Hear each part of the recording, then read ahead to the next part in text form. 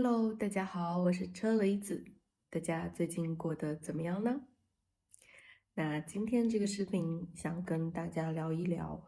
我最近一直在想的一个问题，就是为什么我越来越不喜欢现在的 APP 了？对的，在中国 App 我们不说 App，我们说 APP。我觉得95%的人现在都说 APP，所以如果你说 App，可能我们需要时间想一下。但是如果你说 APP，我们马上就能知道你想说什么。那今天我的这个话题呢，就是跟大家聊一聊我为什么越来越不喜欢现在的 APP。当然，因为我没有用很多别的国家的 APP，所以今天我说的 APP 都是中国的 APP。可能有的国家的 APP 没有这样的问题，也有可能你跟我一样有一样的问题。好，那我现在已经写了好几个我不喜欢的原因，我们来一个一个说。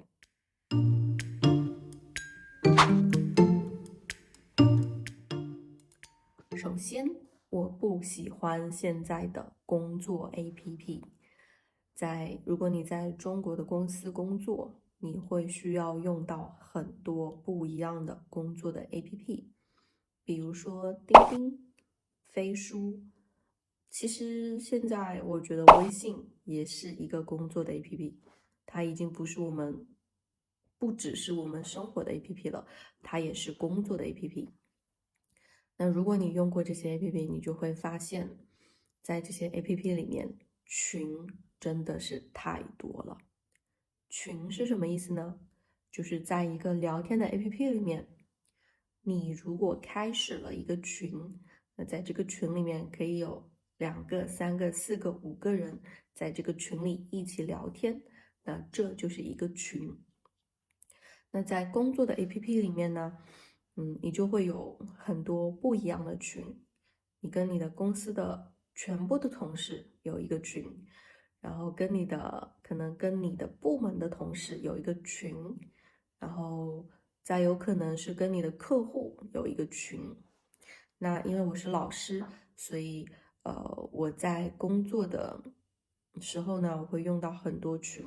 跟我的领导有一个群，跟我的同事们有一个群，跟我的部门有一个群。那因为我在2个部门工作，所以我有2个部门的群。然后这个公司呢，它还有一些帮助老师、支持老师的群，所以每个老师都有一个帮助的群。然后我的每个学生，呃，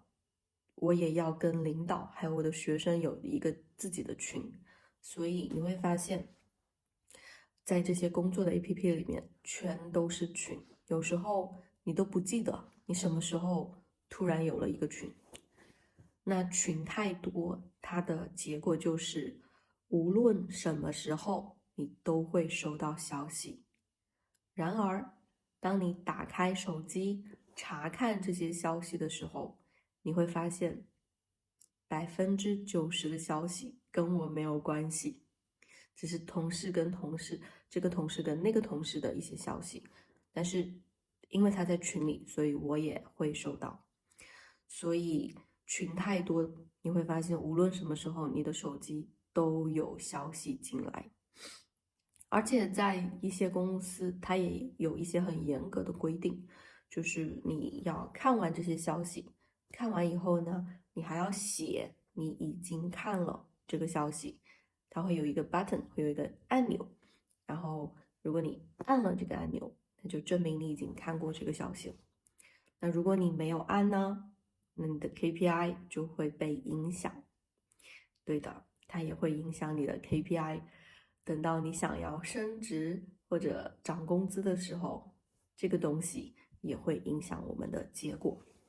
所以我非常不喜欢现在的工作 APP。那第二个我不喜欢现在的 APP 是我不喜欢所有的生活的 APP。为什么呢？因为它们的功能真的太多了。我不知道你们有没有用过中国的阿里 Pay 或者是支付或者是美团或者是一些地图 APP，用微信 APP 也可以。你会发现在这些 APP 里面，你再奇怪的需求，你也能在这些 APP 里面找到。比如说，如果你用支付宝的话，你可以在支付宝里面找到所有奇怪的需求。支付宝就是付钱、转钱、收钱，这个是它的最主要的功能。那还有就是你可以在支付宝里面淘宝，因为淘宝跟支付宝他们是一家公司的。那你也可以在支付宝里面打车，你也可以在支付宝里面点外卖，你也可以在支付宝里面寄东西，你也可以在里面买药，然后找地图，然后传文件，然后搜一个东西，在支付宝里面你可以找到所有的功能。美团也是这样，美团它最主要的功能就是点外卖，但是现在如果你打开美团，你可以看到，点外卖，买东西，网购，嗯，打车，打车也可以，租车也可以，订酒店也可以，然后买门票也可以，租房子好像也可以，然后你还可以，找找哪里可以帮你做 SPA 呀，帮你做，带孩子玩的地方。但其实它放了这么多功能在一个 APP 里面呢，对于我们的日常生活没有什么帮助，因为每个人的生活很简单，每天需要的功能都是一样的，所以它并没有什么帮助。相反，它还给了我们很多的负担。负担就是说，一些会让你觉得很累，让你要花时间、花精力、花钱去做，然后你做的也不开心的事情，那这个事情就是你的负担。对，所以我觉得现在 APP 它放这么多功能在里面，并没有给我带来很多便利，相反给我带来了很多的负担，并且我最近让我最生气的一个事情是，这些 APP 它为了吸引人们把更多的时间花在这些 APP 上面，他们已经开始把短视频的功能放在里面。就是你不会觉得很奇怪吗？我是一个地图的 APP，但是你可以在地图里面刷短视频，像抖音一样。然后你是一个订酒店的 APP，订火车票、订飞机票的 APP，那谁会在订飞机票的时候去刷短视频呢？但是它有这样的功能。那美团也是，我要点一个外卖，但是它把短视频放在了这个 APP 里面。那我不小心点到的时候，我就会去看这些短视频。所以它放了太多不需要的功能在这些 APP 里面，那这些 APP 它工作的时候就会越来越慢，越来越卡。你打开它也需要花越来越多的时间，所以我觉得功能太多，这个设计让我觉得它对我并没有很多帮助，反而让我的生活越来越复杂。你们觉得呢？那第三个我不喜欢现在的 APP 的原因，还有一个是它的广告真的太多了。我也听过一些学生说，就是他们在打开一些中国的 APP 的时候，大概要花3到5秒左右。如果你的网络不好的话，要花10秒以上。比如说我去坐地铁的时候，在上海坐地铁的时候，上海地铁它也是有一个 APP 去付钱的，所以这样我可以刷手机坐地铁。但是我每次都要站在那个地铁站的门口，打开那个 APP，等那个广告5秒吧，5秒过了以后，我才能刷手机去坐地铁。所以不是只有我一个，好多人都站在那个门口等广告，过了以后再刷手机。对，然后偶尔不小心你点到了那个广告以后，那你的 APP 就会跳到那个广告里面去。那你现在呢还要退出来，那个时候呢你还要退出来，退出来以后再回到你要用的那个 APP 上面。其实我们的工作和生活已经够忙了，那既然 APP 它是帮助人们更好的生活的，那它就应该以简单和直接为主。但是我觉得现在打开一个 APP 浪费半分钟，这个事情它已经成为了我的负担，所以我真的越来越不愿意去打开手机里面的 APP 了，每次都要看很多奇奇怪怪的广告。哎，我突然还想起来，还有一个，主要原因也是我不喜欢这些 APP 的原因，就是它不仅广告多，会员也很多，而且会员的规则也很多。打个比方，就拿一些看视频的 APP 来说，就是如果你用中国的一些电影或者视频的 APP，一个视频它敢让你一个月付钱2、3次，可能一次是为了看电影没有广告让你付钱，一次呢是为了让你可以看4K 或者是蓝光高清的视频，然后让你付一次钱，然后另一次呢是为了让你可以投屏，投屏就是把你的电影从手机放到放到电视上面，这个叫投屏。那一次你投屏也是需要花钱的，所以一个 APP 你可能会让你花2、3次钱，一个月花2、3次钱。那我工作的一个 APP 就是我写文章的一些 APP，我曾经一个月花了2次钱买了2个会员，一个会员是我要做 PowerPoint，我要做 PPT，然后我需要一些 PPT 的模板，那这个是我第一次花钱。然后第二次花钱是我要做一些 PDF 的文件，那我要在这些文件里面加一些我的名字上去，那你加这个名字也是需要买会员的，所以我一个月里面买了2次会员。所以如果你想要正常用完这个 APP 的功能，全部功能，你恐怕要花3、4次钱吧。所以你们觉得现在的这些 APP 到底是在服务人呢，还是在骗人呢？当然，我觉得可能别的国家的 APP 我不太了解，但是中国看电影的 APP 真的是有这个问题，会让你一次一次又一次的付钱。那除此以外呢，我还觉得有一点让我非常烦，就是它会一直给你推荐你感兴趣的东西，你不感兴趣的东西可能一个都看不到，那你感兴趣的东西，它每天都会给你推荐越来越多，越来越多。那慢慢的，人们的生活里面，你就只能看得到自己的世界，你看不到别人的世界，你看不到别人的圈子里面在做什么。那这个世界，你的世界就会越来越小，越来越小。其实这个情况，我们把这个情况叫做信息茧房。茧房大家知道吗？茧房就是那个毛毛虫，它要变成蝴蝶以前，它会自己做一个白色的小房子，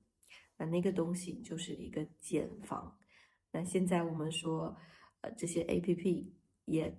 慢慢的给我们做了一个信息茧房。所以大家想一想，在全球化的今天，人跟人的联系真的是越来越近了吗？到底是越来越近了，还是越来越远了，越来越不说话了？那其实我今天说了4个我不喜欢 APP 的原因，但其实我觉得最重要的是，它在生活里面的作用这么重要，这么多，却设计的越来越复杂，越来越难用，越来越慢。那这对老人，大家有没有想过，这对老人来说真的是一个很友好的发展吗？那我刚刚一边想就一边写啊，我就想到，智能手机还没有出来的时候，那个时候我还在中学，那我好不容易教会了我的奶奶怎么用那个以前的老手机发短信给别人，然后怎么样去看别人给他发的短信。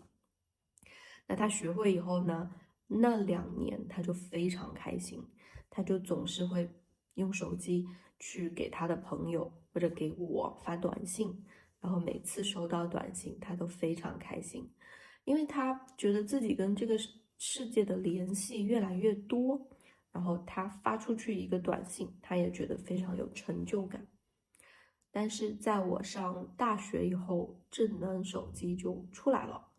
那自从智能手机出来以后呢，我奶奶她就完全不能理解智能手机的逻辑，那她也不会再发短信给她的朋友给我了。她不知道怎么用微信，不知道怎么用支付宝，不知道怎么用很多很多的 APP，所以慢慢的，她连打电话都不知道，点哪里可以打电话。那慢慢的，他就越来越少去联系他的朋友，打电话也只是用家里的那种老式的电话给我打。无论我们教了他多少遍，他都难以理解智能手机的逻辑。其实不是我奶奶一个人，我发现很多老人都有这样的问题，就是在现在，大家觉得在中国，如果你不会支付宝，不会微信，那你一定不能生活。但是如果大家早上去比较老的市场看一看，那里还是有很多老人，他们的手里只有现金，他们只能用现金去买菜，去买东西。然后他们的电话呢，虽然是智能手机，但是我想他们只用过打电话的功能，微信还有支付宝，大部分人是不会用的。所以我觉得 APP 它发展的越来越好，现在的高科技发展的越来越好，但是真的有一个高科技的公司去考虑过老人的需求吗？我不知道别的国家怎么样，但是在中国，我现在还没有看到一个这样的公司考虑到老人的需求我还没有看到过一个这样的公司愿意慢慢的停下来做一个适合老人的 APP，就连电视也是。最近我不知道大家有没有发现，在中国，电视台它每年都在亏钱，每年都丢掉了很多钱。为什么呢？就是因为，现在的电视越来越复杂。如果你要看一个电视，你要打开电视机，然后你要登录你的账户，然后你要选择你要看电视剧还是电影还是节目，然后你要选择你要看哪个国家的电视剧，你要看哪一部电视剧，然后大部分的电视也是要有会员的，所以用着用着，大家就是我们以前的老电视，打开电视按1、2、3、4，我们就可以马上换到那个频道去看这个电视。但是现在我很久没有看到这样的电视了。现在的电视都是智能电视，但是它是真的智能吗？还是让我们的生活变得更麻烦了呢？我觉得用着用着，我现在已经不爱看电视了。我的很多学生都喜欢跟我讨论，这个电影怎么样，这个电视怎么样？但是我发现这5、6年来，我很少看电视，就是因为我觉得看电视真的是一件非常麻烦的事情。不管是电视也好，或者是 APP，是手机，是电脑也好，这些东西大家用着用着就会发现，它并没有让我们的生活变得越来越方便，反而是让我们的生活变得越来越复杂。所以，究竟高科技的发展是带给了我们方便的生活，还是带给了我们复杂的生活呢？我觉得这个问题，大家可以去想一想。对，那这就是我今天想要跟大家聊的一个话题。现在我要去睡觉了。那我们就下次见喽，拜拜。